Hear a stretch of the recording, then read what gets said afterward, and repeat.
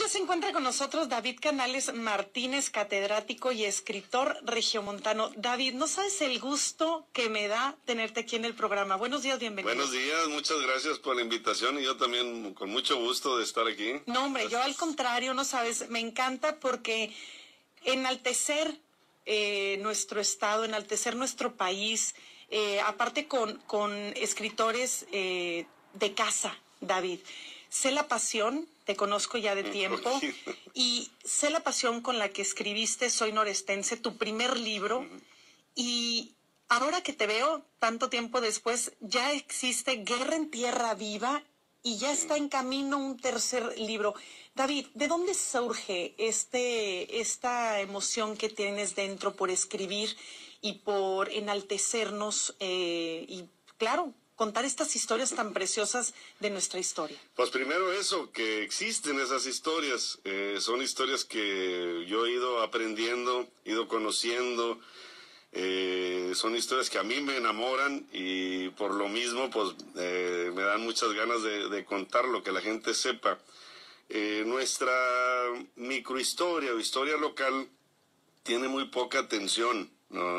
Nosotros nos basamos mucho en la historia que nos dan en la escuela y con datos muy duros, pero el entender de dónde venimos y qué fue lo que pasó, porque ahora metido en esto de la historia me pregunta la gente, a ver, ¿por qué Monterrey es así como es? Pues te tienes que ir hasta los inicios, ¿no? Y empezar a ver todas las cosas que pasaron para que sucediera lo que nos trae a nosotros aquí el día de hoy. Y esas historias, primero, el conocerlas y el gustar. Y segundo, el poderlas plasmar de una manera que sean atractivas y entretenidas, ¿no? Porque no es una materia que hay que pasar, sino es algo que hay que entender. Como cultura general. Sí, así es. David, Soy Norestense, cuéntanos de Soy Norestense. ¿Qué historias tienen estas hojas? Bueno, Soy Norestense, yo me basé, con la ayuda de mi profesor Amado Barrera, nos basamos en la historia de mi abuelo Gregorio, hablando de un regiomontano, como decía Alfonso Reyes, un regiomontano de mangas de camisa. Y no pensando en una biografía, sino más bien es retratar cómo se vivió el siglo pasado en esta zona. Mi abuelo nació en Agualeguas, luego estuvo un tiempo en San Luis Potosí, luego se tuvo que ir con su familia a Laredo, Texas, luego regresa y se instala en Monterrey y se casa con mi abuela de Bustamante, Nuevo León. Entonces, todo ese recorrido que le tocó en la vida me sirve a mí para plasmar un poquito más bien es como un anecdotario de cosas que se fueron viviendo y que nos transportan ese tiempo y nos da una idea más clara de cómo era el siglo pasado y lo que hemos cambiado hacia ahora, que se ha cambiado mucho, no es ni para bien ni para mal, es nada más entender que se ha cambiado y de dónde venimos. Ahora, Soy Norestense, a pesar de ser una historia familiar, tiene mucho que ver con nuestra tierra, tiene que ver mucho con el norte, con nuestra historia. Sí. Pues sí, porque pues la historia o los acontecimientos se viven desde la familia y no es cuándo se hizo tal puente o cuándo se construyó tal calle, sino más bien es cómo se vivió el día con día, las vicisitudes que se tuvieron. Mi abuelo, por decirte, en su juventud se fue a estudiar a San Luis Potosí porque quería ser doctor, pero a San Luis Potosí, aquí en Monterrey, no había oportunidades para estudiar. Claro, y ahí es cultura general, y se tuvo que ir a San Luis. Ahorita tú le dices a un muchacho de aquí de Monterrey que se va a ir a estudiar a San Luis Potosí, pues no te la cree. Tienes todas las ofertas de estudio aquí en Monterrey. Pero en aquel entonces así era. Luego tuvo que salir huyendo con la familia que en Agualeguas rentaba un terreno a una empresa inglesa que sacaba gas. Y pues le llaman revolución, pero realmente todas las revueltas que hubo en esos tiempos se tuvieron que ir a Laredo, Texas. Y allá conoció a su novia, que también mi bisabuelo, que vivía en Bustamante, tuvo que dejar a su familia allá. Él sí tuvo que quedarse en Bustamante a trabajar, pero tenía la familia allá, y allá se conocieron. Él se viene a poner una empresa de comercio aquí en Monterrey y luego ya que se estableció batallando mucho. Le tocó vender calcetines en el puente San Luisito para sobrevivir y ahí se fue haciendo, ¿no? Entonces son como que áreas que a mí me dan la oportunidad de que la gente entienda un poquito más. Me dices que en el segundo libro, ese sí no lo conozco, Guerra en Tierra Viva. Sí. ¿Qué hay detrás de las... Bueno, ahí me fui, bueno, con la ayuda también de historiadores y editores hasta 1630. Esto fue una inquietud mía porque, bueno, nosotros sabemos que los primeros pobladores fue, bueno, cuando se fundó Saltillo a finales del 1500, luego Luis Carvajal y de la Cueva con toda su capitulación del Nuevo Reino de León y luego que lo apresaron y luego Diego de Montemayor a principios de 1600 y luego se muere él también. Y llega un momento en donde se nos acaba un poquito la historia y hasta la independencia tantito y luego la revolución otro poquito, pero como que aquí no pasaba nada.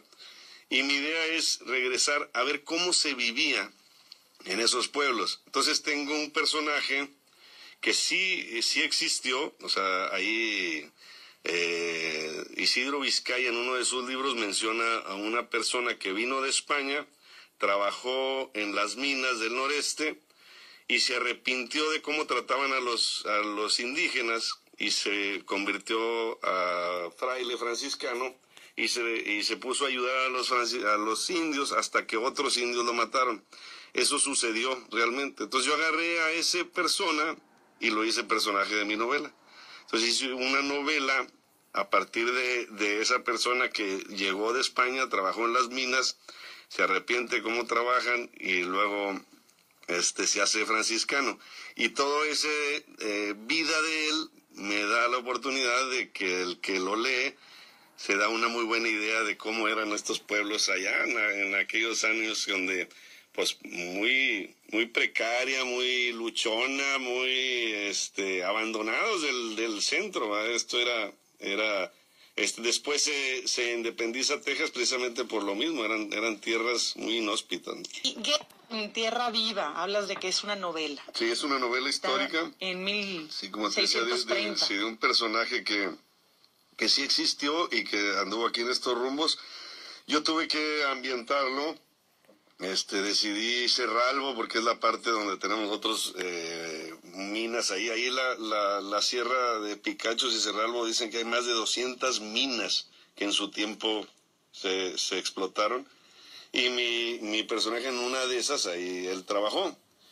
Y ahí estuvo luchando un tiempo y luego hay una mentira ahí que tuve que hacer porque él se vino a estudiar a Monterrey y no existía seminario todavía ahí en Monterrey. Había capilla, pero no seminario como tal. Pero no quise que el personaje se me fuera de estas tierras y puse que estudió aquí en Monterrey. El libro se ha vendido tanto que tienes que ir por la segunda edición. Sí, andamos trabajando en eso, nada más que se me atraviesa el tercer libro y también probablemente el cuarto, pero en el camino tengo que ver cómo hacemos esa segunda edición. Hay unas ideas de mejorar, entre ellas ponerle mapas para ubicar un poquito más a la gente. Él llega a Tampico, de Tampico camina hacia Cerralbo, un camino muy difícil en ese entonces, se moría mucha gente en el camino.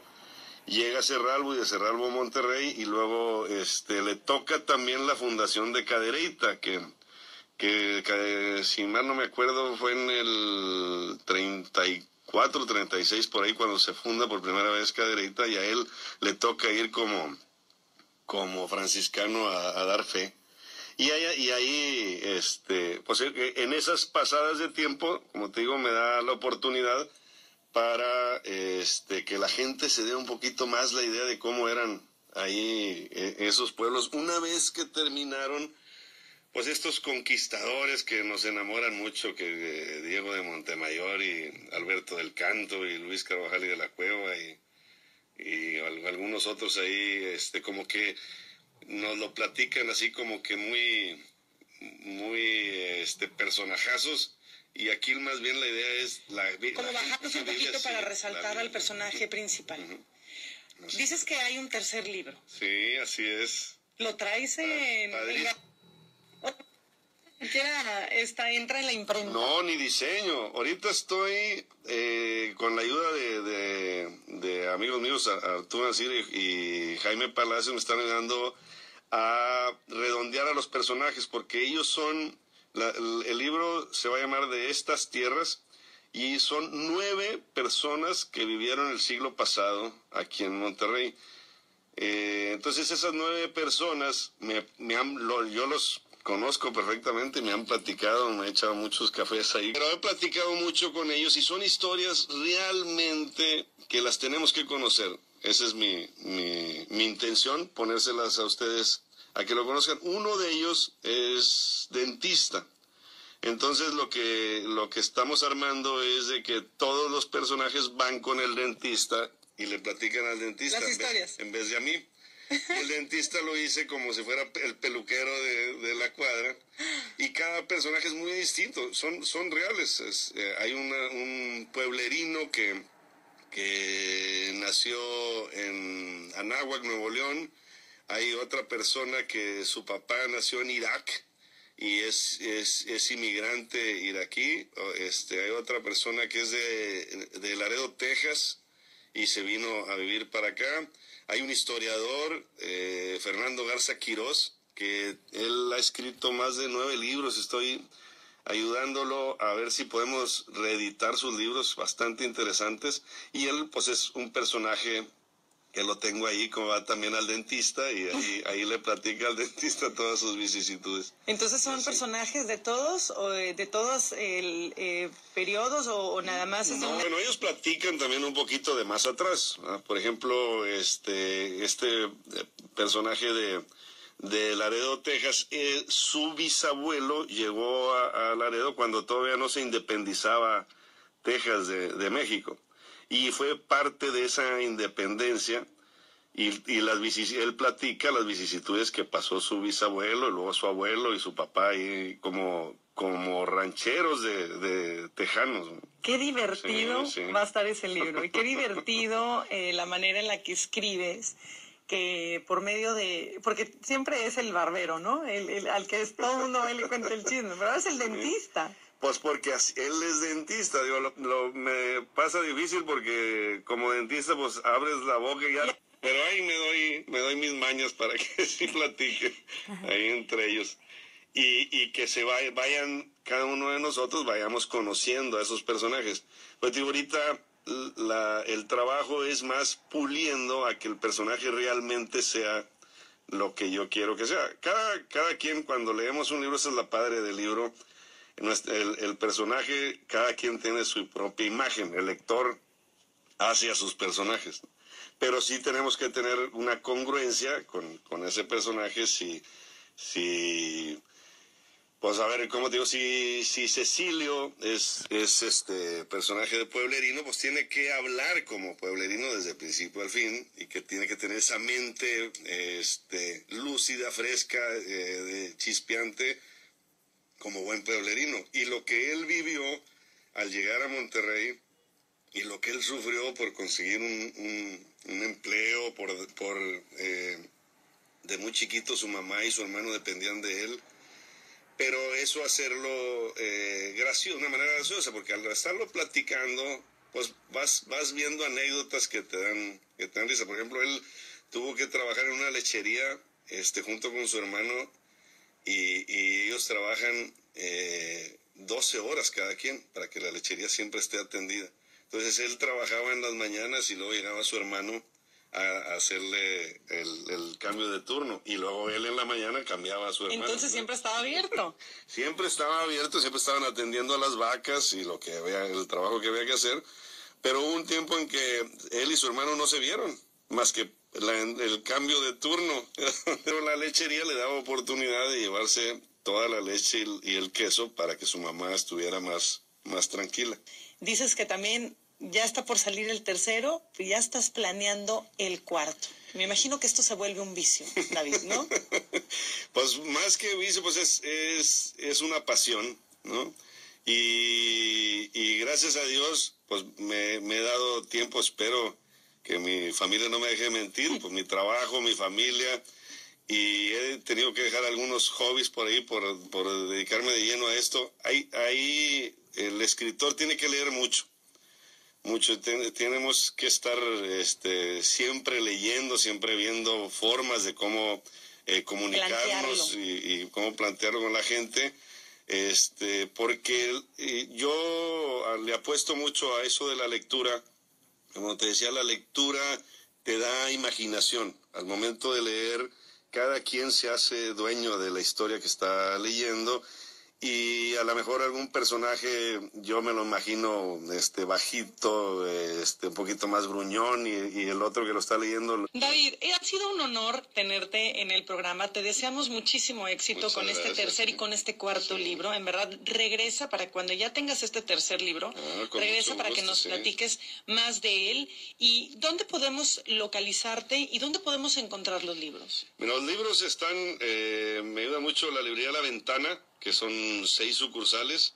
Ahí los estamos vendiendo. También se venden en algunos restaurantes García y en el restaurante La Enramada. La Enramada es parte de la historia de mi primer libro. Y yo tengo una página, es www.canalesmartinez.com, y ahí normalmente estoy pues en contacto con los lectores. Ahí publico un poquito también de los pueblos de la región. Yo normalmente estoy visitándolos. La semana pasada estuvimos en Estanzuela con amigos y siempre buscamos. Estuvimos en Montemorelos hace 3 semanas. Me tocó estar en el primer naranjo que se injertó en la región de Montemorelos y toda esa zona del Valle del Pilón. Es una zona que era propiamente cañera. Se sembraba la caña de azúcar, y por eso tenemos mucha tradición de moliendas donde hacemos el piloncillo. Y el piloncillo fue el primer producto que el Nuevo Reino de León pudo vender fuera de su estado, como endulzante para panificadoras. Pero el coronel Robertson, a finales de 1800, decidió intentar, y se trajo unos injertos de California, de naranja.